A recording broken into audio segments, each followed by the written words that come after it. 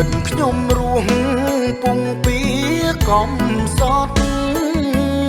ពីតូចខ្ញុំព្រាត់ព្រោះទៅសិក្សាលុងដល់ពេញវ័យហើយចូលព្រៃបដញ្ញា តាមព្រះបិតាសត្រាមមួន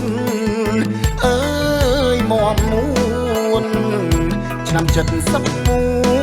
នាខែមករាបងនេញរៀបកា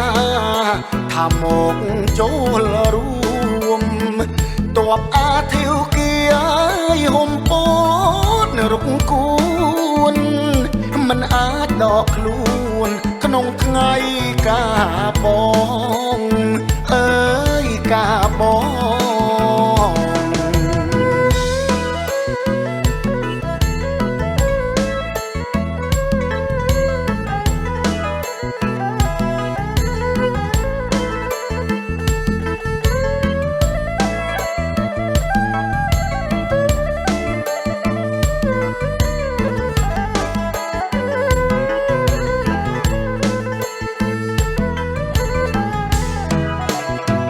ដល់ឆ្នាំ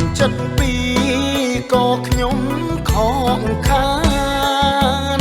រៀបការបងសានទៅមិនតន់ផងលិខិតមកយឺតណាយហួតថ្ងៃកាបងស្ដាយពេកកន្លងបងប្រុងទាំងពីរអើយទាំងពីរពុកម៉ែមាមីងទុនតឹងចាំផ្លូវសង្ឃឹមកូនទៅជួបជុំពីងធី